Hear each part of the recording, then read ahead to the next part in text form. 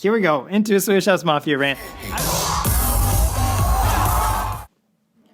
Hey, I'm Garrett from Media Weekly, and this is The Drop. It's the show that takes you inside the world of electronic dance music, and this week we're covering the most expensive Swedish House Mafia performance ever at Creamfields 2019. Let's get into it. So if you are familiar with my channel, or know me at all, or have listened to the Media Weekly podcast, you'll know that I'm a big Swedish House Mafia fan. I've attended their one last tour show back in 2013 at the Rogers Center in Toronto. This is a clip when I watched their Swedish House Mafia reunion performance at Ultra 2018. They are. Yes.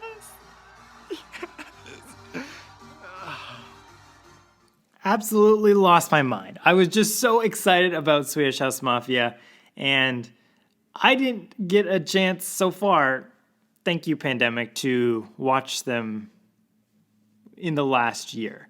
So they returned for 2018, and then 2019 they really went on tour.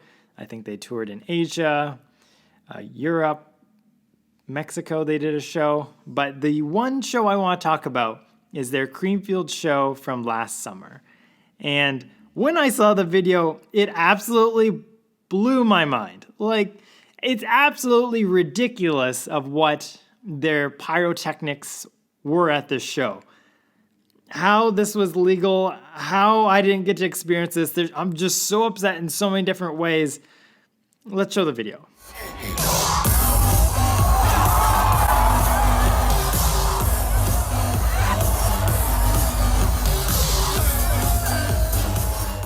Look at those flames. And of course it's the Antidote, and they've always had big pyro during Antidote because it's one of their best tracks. Not that they have many tracks, but Antidote is one of those tracks in their sets that everyone loves. Everyone goes wild. It's a fantastic collaboration with Knife Party. Back at Ultra 2018 in Miami, they had huge pyro again, probably 30, 40 foot flames through the sky or through the stage. But Creamfields, they took it to another level. Absolutely crazy. Look at those flames. It looks like an explosion went off. So it was announced that Creamfields was set to be the biggest show for Swedish House Mafia to date, so it would take an entire day to install. However, not even the team at Creamfields could predict how costly the big of a production it would end up being. During the hour-and-a-half set, the trio had massive pyrotechnics blaring to impressive heights. The amount of heat and flames ended up taking a devastating toll on the screens, causing a £4 million damage when they permanently wrecked the LED screens on the stage. That's ridiculous. How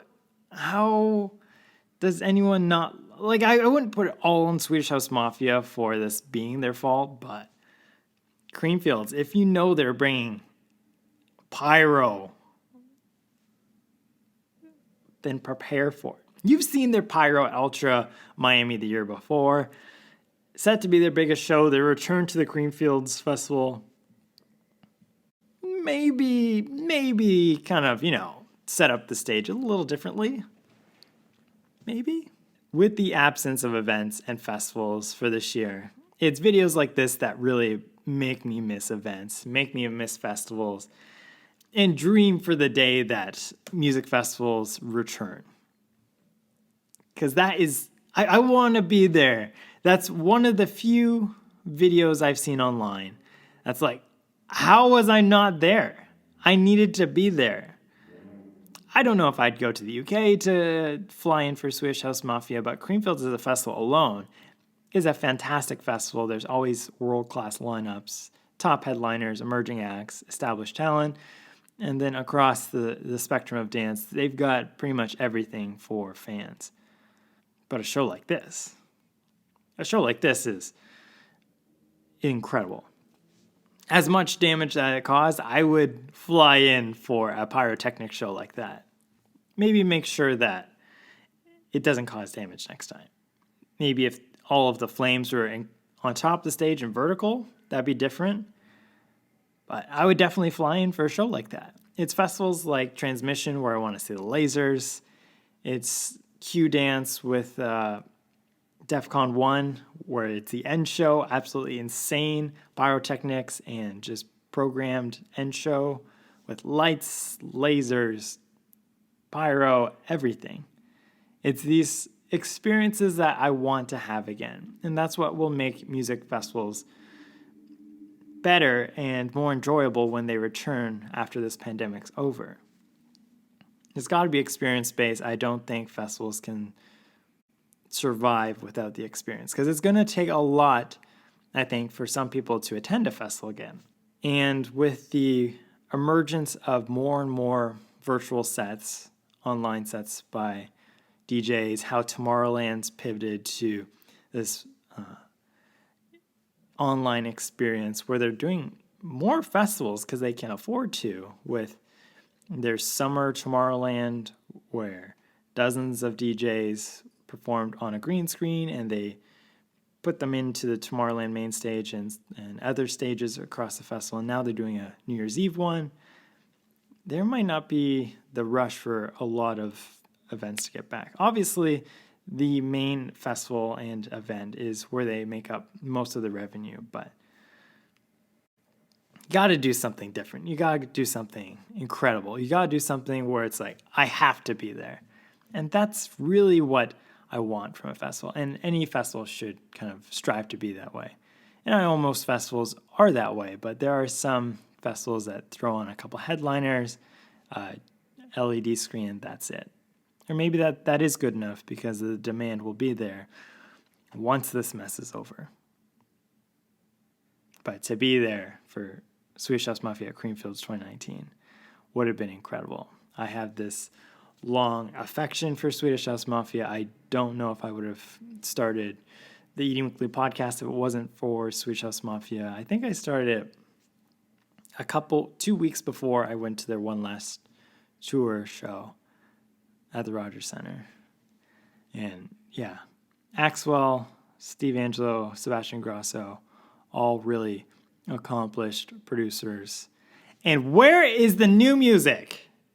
I think there should have been expectations. Here we go, into a Swedish House Mafia rant. I really think there should have been expectations for Swedish House Mafia. Are they just doing back-to-back sets necessarily as Steve Angello, Axwell, and Sebastian Ingrosso?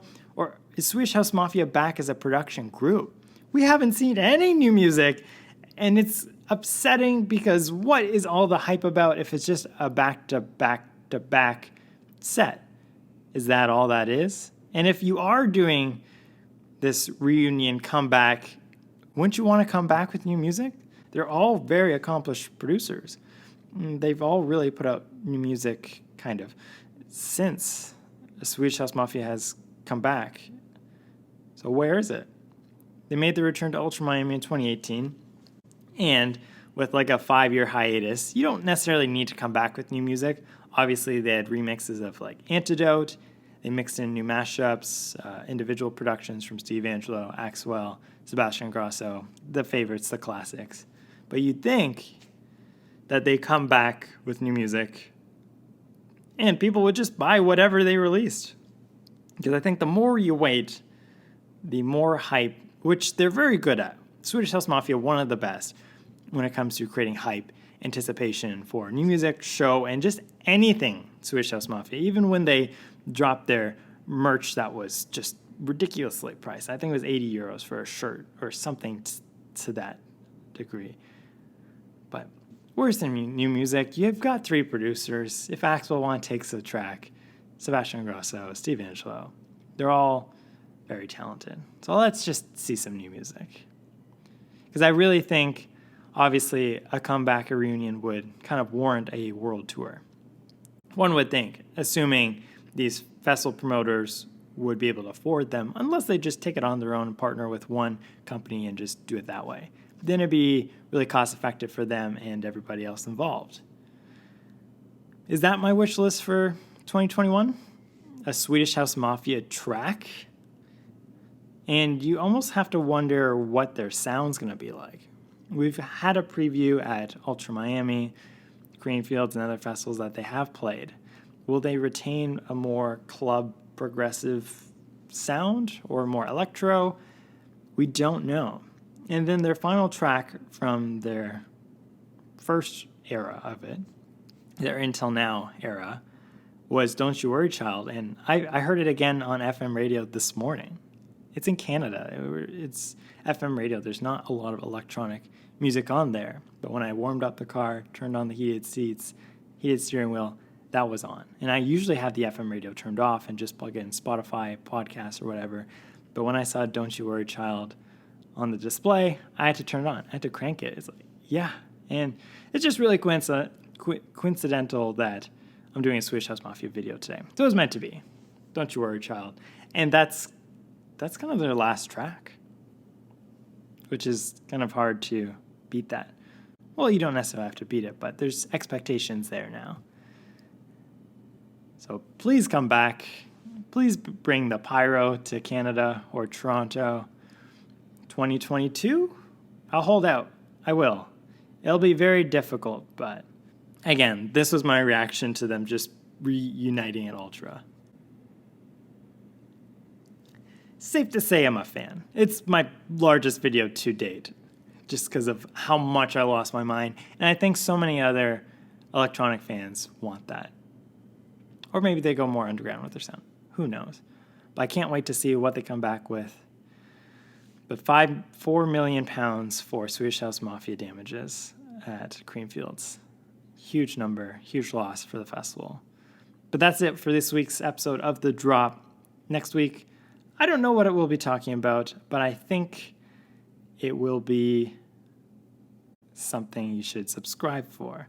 See, I was going to drop what I was going to talk about, but maybe it's just a plug for the channel.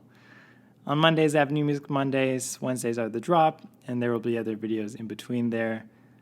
But thank you much for watching. Thank you so much for watching. I'm horrible at outros. And I'll see you soon. Oh, there will be a November monthly mix that will be up soon. So you should subscribe for that. It'll be like a hard trance, tech trance kind of set, I think. Anyways, thank you for watching. Bye-bye.